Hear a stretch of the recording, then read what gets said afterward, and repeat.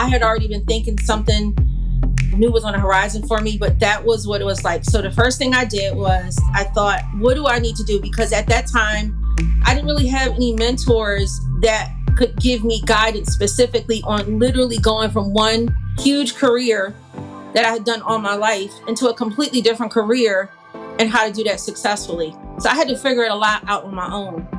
And so I literally said, okay, what are my expenses for the next year? What does that look like? And I literally wrote it down and made it plain.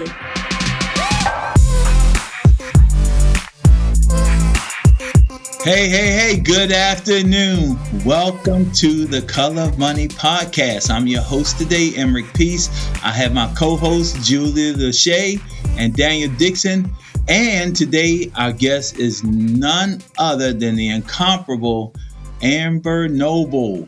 And one of our conversations today is really about going from paycheck to purpose. You know, you're in that space and you really want to do something different. You want to be an entrepreneur, but you got a job. So what is the impetus of you going from being an employee to being an entrepreneur and really walking in your purpose and just doing something different with your life? It's not that you have to do it. It's just that your purpose is pulling you in that direction and you know there's something special that you have to do. And with that conversation, Amber, give us a little bit of your background, because your background is like really interesting. You come from an entertainment background, and at the same time, you in this entrepreneurial space. But even when you were in the entertainment industry, it was still entrepreneurial. So it's give us that spice, give us that Amber spice. Well, first of all, thank you for having me here, Daniel, Julia, and Emerick. It is such a pleasure to be amongst you. And so to try to encapsulate it all, many years ago, actually when I was in high school, I took a one-day shadowing opportunity through FBLA, Future Business Leaders of America, which is like a school organization, and an opportunity to go inside of a radio station and see if that was the career path I would want to go on. And so I took that and I turned it and talked my way into not only an internship, but a paid role as a high schooler at a major radio station in Philadelphia. And that then led to other paid opportunities at different radio stations in different formats, pursuing that in college, getting my degree in broadcasting from Temple while working full time at multiple radio stations. And then that led to a greater career in radio, working for Radio One and iHeartRadio before it was iHeart, and working in television, and then eventually being recruited by Kevin Liles, who was the then president and CEO of a very well-known Baltimorean. And he was the president and CEO of Def Jam, brought me there. And that led to, aside from being his right hand in the C-suite, me matriculating up to an executive position as a brand manager, marketing manager, product manager, working at Def Jam for a number of years, working with artists like Jay-Z and developing Chrisette Michele, working with LL Cool J, Patti LaBelle, the Isley Brothers, Rihanna, Mariah Carey, you name it, the list goes on. So that was my career for many years of my life: music, TV, and radio. And so I hit an inflection point, and I hit a point where I was plateauing, not in success, but in fulfillment, personal fulfillment. And I started to look at my life as I was in my late 20s. And I said, man, I got the dream gig. I'm making pretty much $200,000 a year. I had no kids. I owned real estate properties, fly all over the world.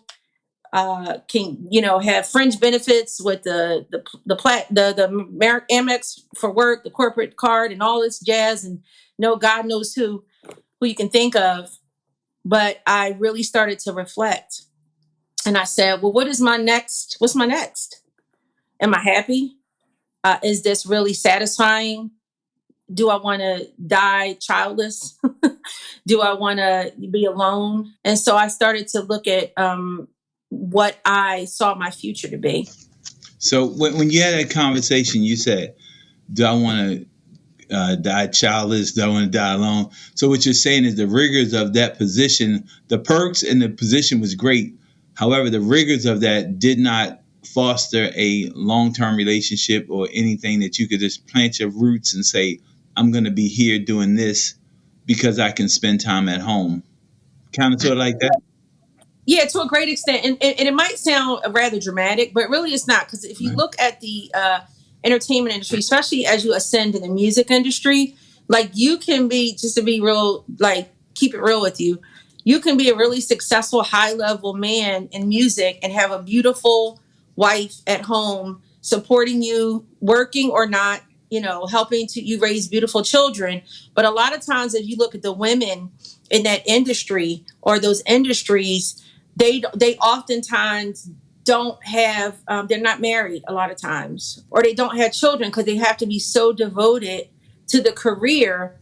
And a lot of times, you may or may not have a male spouse who is able to be Mr. Mom, or you be this career woman who's taking over the world, and you got somebody who's going to wait there for you because you have to devote so much time when you're in that Right. industry. It's not like a 9 to 5 or a typical corporate situation. So the Right. rules are a bit different. And so Yeah. it may sound dramatic for me to say to die childless, but a lot of highly successful women in music in particular don't have kids. And if they do, they get to a certain level in the business and then they plateau. And y'all know how ambitious I am. I want to take over the world. And so I had to really kind of like look and say, I've done all these things. I have all these accolades. I work with the most brilliant, talented, gifted, iconic people in the world. I've never been starstruck. I'm grateful for my experiences, and I love that they are operating in their gift zone at the highest level. But am I? And am I Right. going to have a really holistically fulfilled life with balance? Or am I going to chase all these promotions and get so elevated in this world and help these companies make all this money and toe the bottom line and be prudent and help create great art that people all over the world can love and appreciate, and then look back on my life and say, man, I don't have a daughter or a son, or no, who's going to take care of me when I get older, Right. and or I don't have companionship, or I'm just dating and I'm on these crazy dating apps forever, like you see nowadays. And I was Mhm. like, even back then, I've always been very forward thinking. I've always been a planner, and I've planned out my life since I was a little girl. And I was like, I trust God, but I also trust that He instilled in me vision and courage, and that innate ability I've had since I was a kid to just kind of know when it's my time is up. Like my mom always Right. said, never wear out your welcome. Don't impose on people. That resonated with me. And I usually have a good sense of understanding when it's time for me to move on. And so I was actually in the middle of a contract negotiation. I was actually in the middle of getting promoted. So it wasn't like, hey, you gotta go. It was like, I'm sitting here, I'm going through these contracts and I'm looking, because I had guaranteed contracts, meaning like, you want me? I'm an executive, you gotta pay me, or you gotta, if I'm not gonna be here, you still gotta pay me. And so I was looking with my attorney and going through the contracts, and I was like, something in my gut was like, I don't want to be here anymore.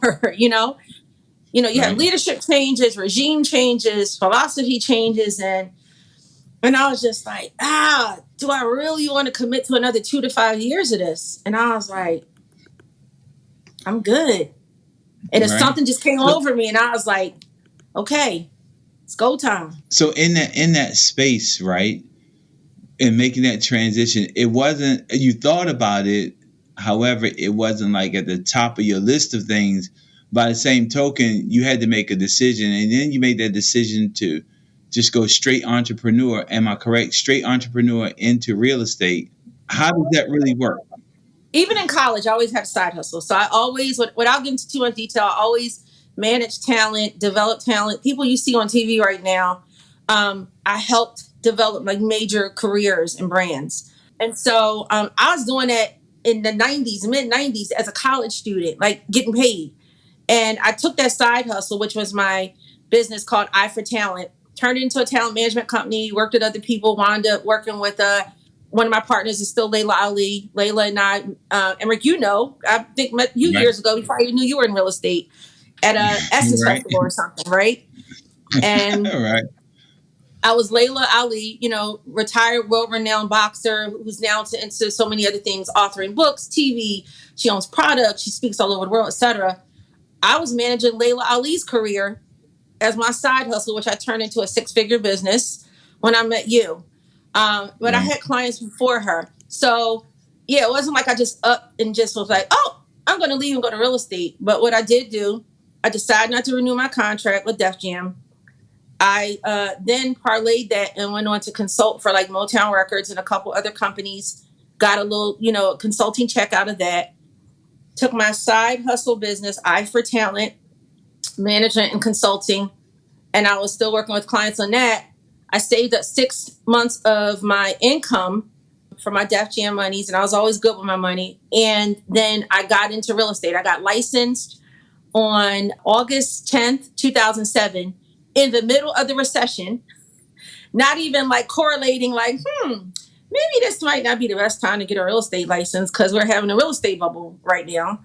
And at that time, I had already owned a couple of investment properties, dealing with those.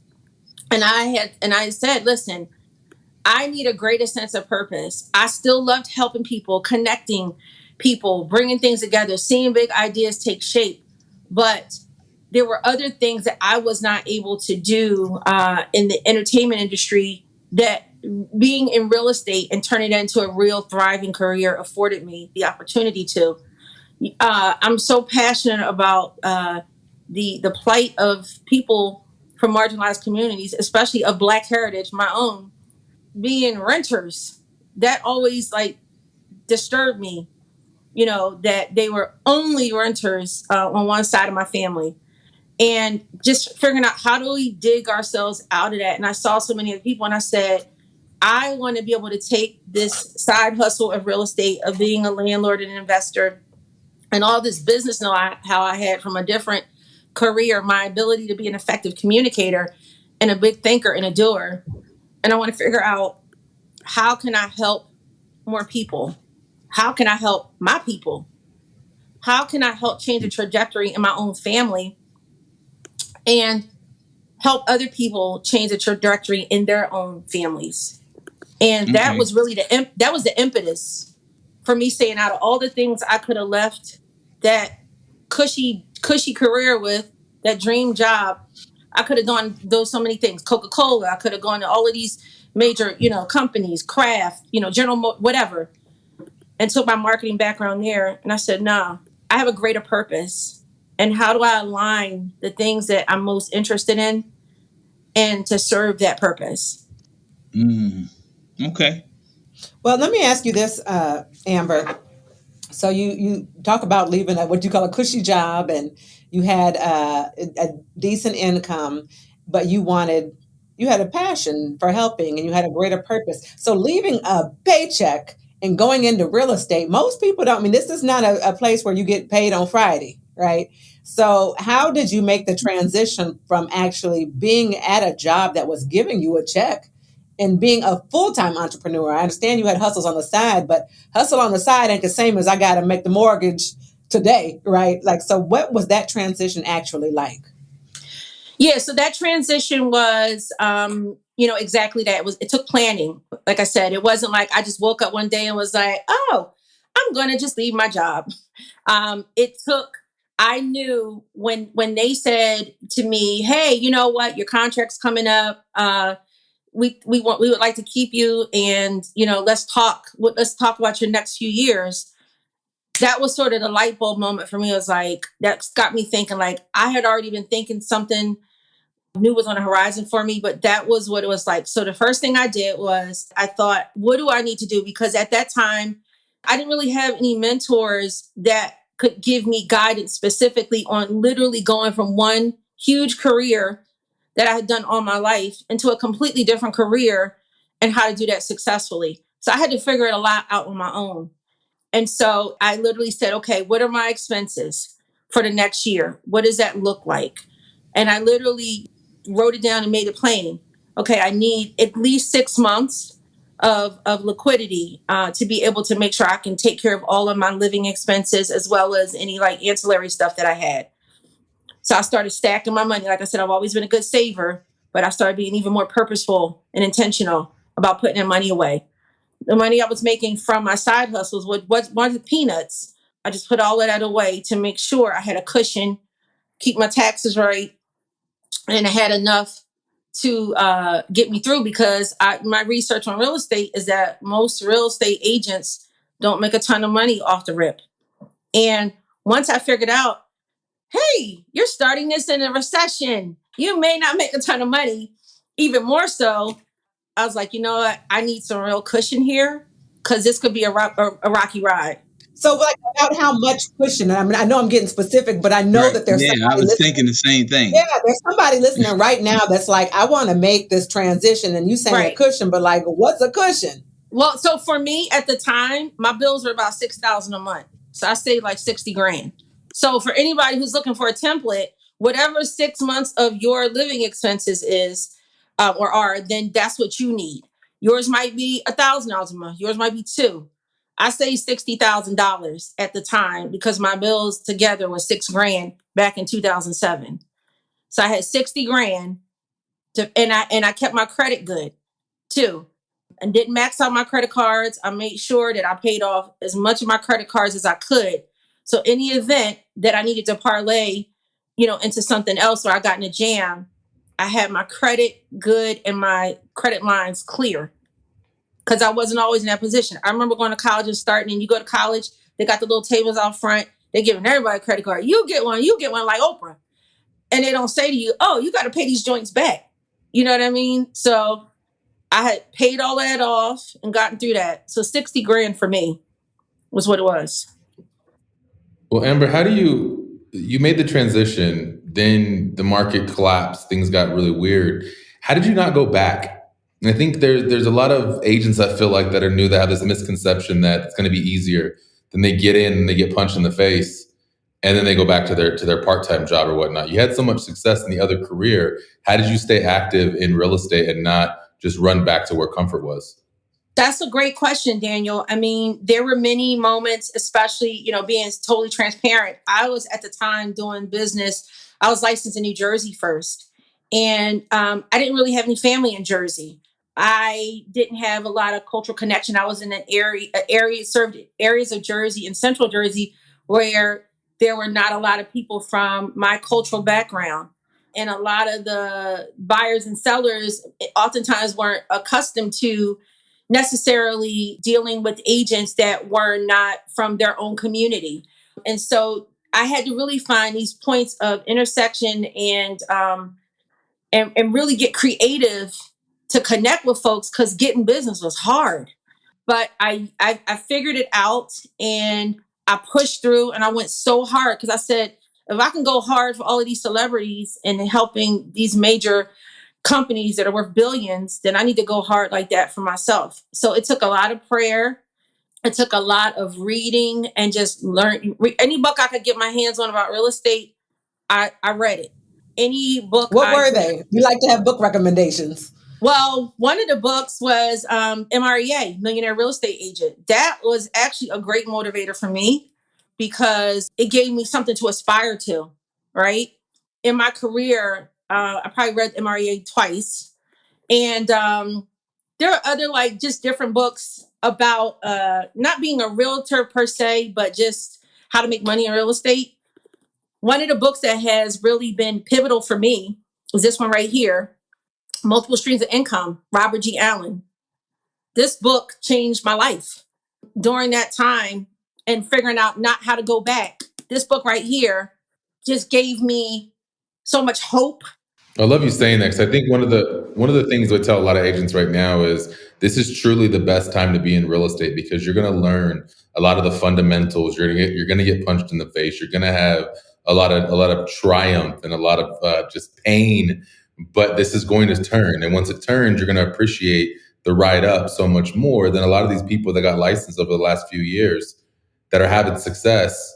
And then all of a sudden now they got to go lead generate again. And they're like, I don't really want to. So it's a unique way of like starting hard makes it easier in the long end, in the end. And Daniel, that's a great point that you bring up. And the reason why I say it's a great point that you bring up is because they say tough times make tough people. And so in this space, when you're in that space of transition, and you're in that space of transition when the market is tough and when things aren't going well, it comes back to just basic fundamental business. And like what Amber was saying, like growing up, I was going to say growing up in 2007, coming into this business in 2007, I think it kind of sort of was like growing up for a lot of people. And we can't discount the fact that it takes a lot. Because when you talk about going from paycheck to purpose, I know in my space, when I went from paycheck to purpose, I already had a jump start. I was in the military and I was retiring. So I had benefits, paycheck, and I was selling real estate. I was doing well. But at that point of retirement, there was no safety net. There was no safety net at that point of retirement.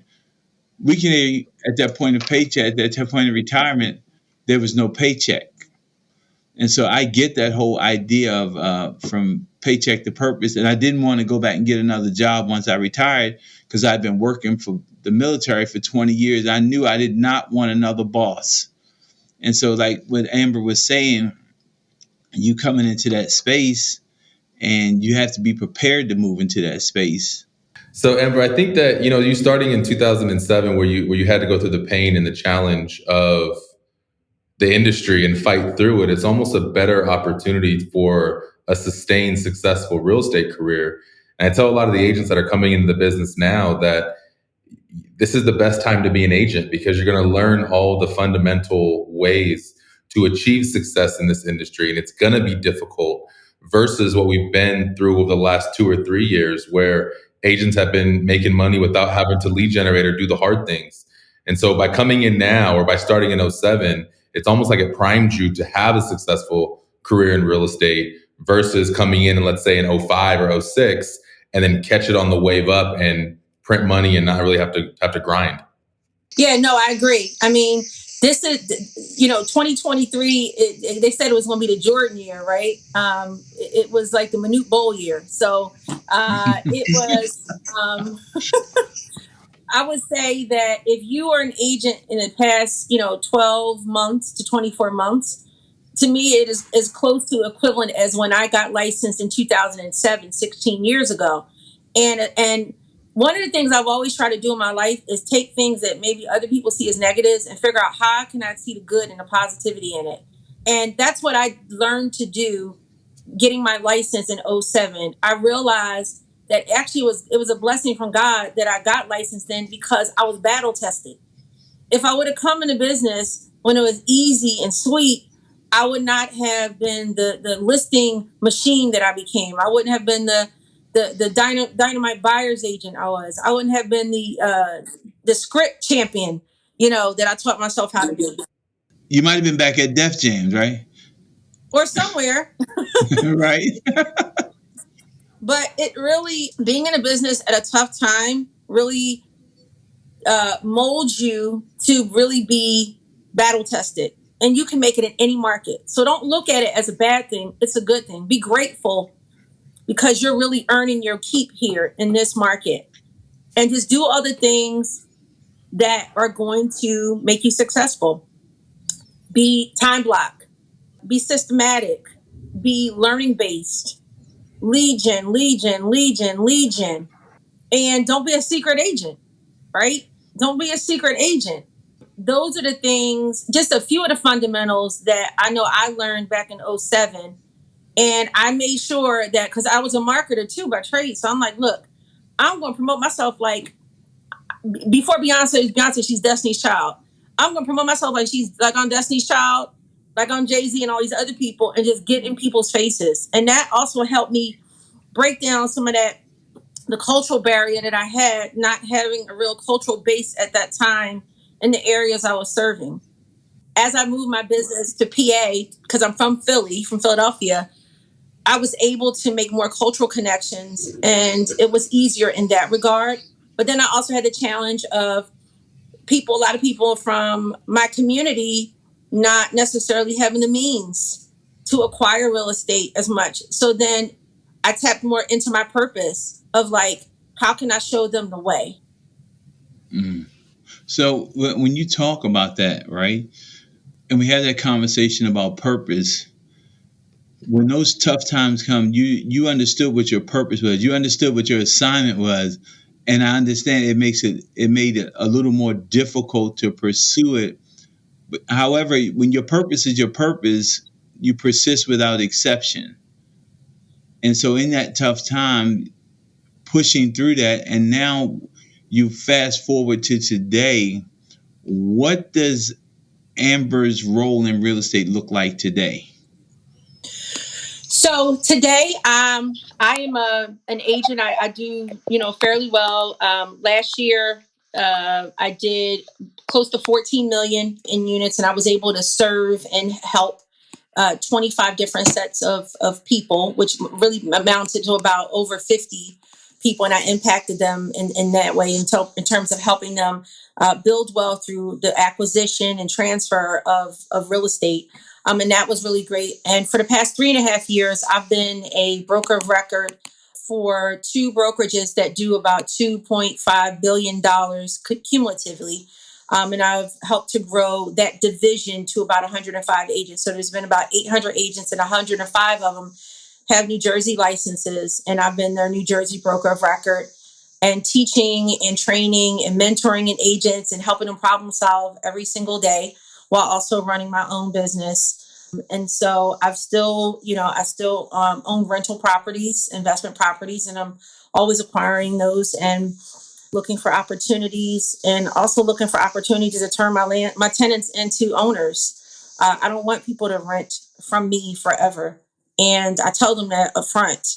I don't want this to be a long-term relationship. If they so desire to own, I really try to do that. And so that's what it looks like. Even I'm an author. I'm a 5-time author. And I just published my latest book, which is Never Give Up. And my co-author is Dick Vitale, who's a legendary sports broadcaster who has just beat cancer. See him all over ESPN and everywhere else. And in this book, in my chapter, which is myself and a bunch of other entrepreneurs. Let me tell you something, Amber. You steady holding it up, and these listeners cannot see that, baby. They can only hear you. Oh, okay. Well, that's all right. That's all right. I'm gonna hold it up anyway. Just in case we have a news flash. But Never Give Up. You can get it from my website, ambernoble.com. In the next week or so. It's already a bestseller when we sold out. But I talk about actually an experience with a client in this book, and I talk about how I helped them through COVID because they were ready to give up, and we were all ready to give up and throw in the towel. And I talk about how it was real estate in an unreal year. So I just try to find ways to take my gifts and my training and not only serve myself, which is okay, but also figure out how I can pay that forward and pass it on. And a lot of the agents, any agent I mentor, I help, I say, listen, I'm going to do this for you, but what are you going to do for the next person? How are you going to take what it is I just shared with you and I gifted you this knowledge and this insight? And how are you going to make a deposit to somebody else who's worthy, but maybe they don't have someone that they can identify with that can understand the challenges they go through as a real estate agent? Well, you know what, Amber, what I'm hearing you say, and the thing that I love about real estate is you said you left the job that was a paycheck to go into a purpose. And the purpose was, and then you've gone on for the last 30 minutes about so many different ways that it's purposeful. At first, it was just helping people in your community be able to identify that they too could be homeowners. And then you talk about being a broker of two different places. And then you talk about all the agents that you're mentoring and coaching. And then you talk about, there's just so many spaces in real estate that one person could really fulfill whatever that purpose is. And you're doing it in so many different aspects in so many different ways. That's what I love about real estate. That's what I love about being a real estate entrepreneur is that you're investing and you have people that you are helping find homes and places to live, but then saying, hey, guess what? You can't stay here. I want to teach you too how to be a homeowner And there's just so many different avenues of which you're using that purpose. And maybe you could have done all of that in the music industry, but I'm going to guess not. I'm going to guess there was probably just one lane of how you help people. But in this direction, you're able to help people in so many different facets of life and of space. And like you said, not only serve yourself, but there's so many different types of people, investors, home buyers, the agents, that you're also serving. And so I imagine and I hope, and you can tell me if I'm correct, that you really are doing what I like to call living a life by design and fulfilling your purpose in so many different ways. I am, as cliche as it may sound like from Bold, I am absolutely living my life by design and definitely not by default. And yes, Julia, it is very gratifying. It is very satisfying. It is very fulfilling to know that every way that I could possibly repurpose my real estate insight and my real estate experience to just really just go all the way in, play all in, 10 toes, 10 fingers, everything, that I'm definitely doing it. And I just encourage anybody, tuning into the podcast to just don't limit yourself. Don't be a jack of all trades and a master of none, but master something and then figure out and don't look at it as linear. Look at it as horizontal. Figure out what other kind of verticals can you put under. This is real estate here, but under real estate, there's so many different things that go under that. You can be a real estate agent. You become a broker. You can become an investor. You can become a landlord. You can become a productivity coach. You can become a trainer. You can become a mentor. You can write real estate books. You can be a speaker. You can do so many things. You can do career days and impact young people in school. There's so many things that we can do to not only benefit, but really have a robust life as a result of this amazing career that we have. And the possibilities are really endless. She said something in the beginning, right? And I just want to just make it clear because there's some people out there who have some different challenges. And you said something about, I don't want to be childless. And in your space, right? This real estate, operating your real estate purpose, just from your daughter has allowed you to do some other things, right? And I Yes. know it's a little sensitive, but I want. You didn't even tell us about the fact that you went from childless to no longer being childless.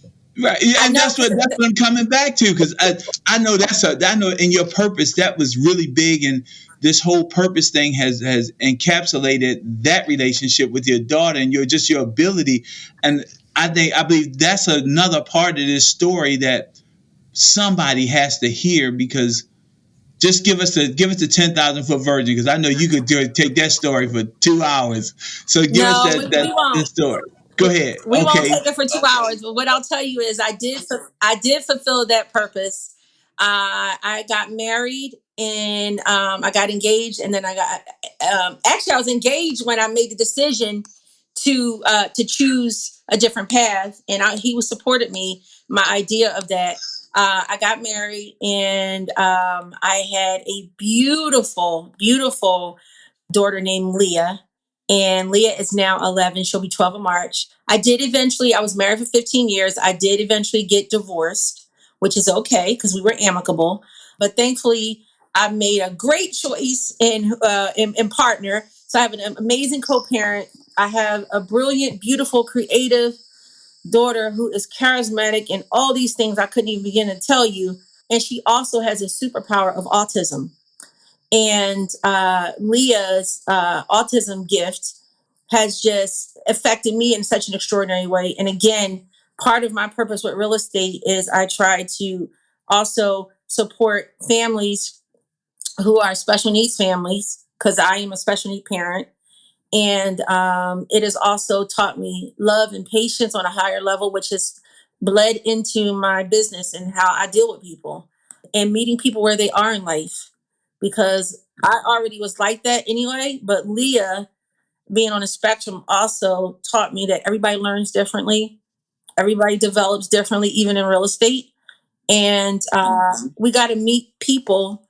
We have to meet our peers. We got to meet the next future generation of real estate rock stars and our clients. We got to meet them where they are in life and don't look down on people. and just challenge them to buck those statistics and those stereotypes about what they can do. Because people say with autism, Leo wouldn't be able to do certain things. And our village is helping her exceed that. And she'll outwork anybody. So I look at her and I bring that tenacity and that fighting spirit that Leah has, and I bring it into my real estate business. So Emrick, I'm glad you made sure she added that. Come on now.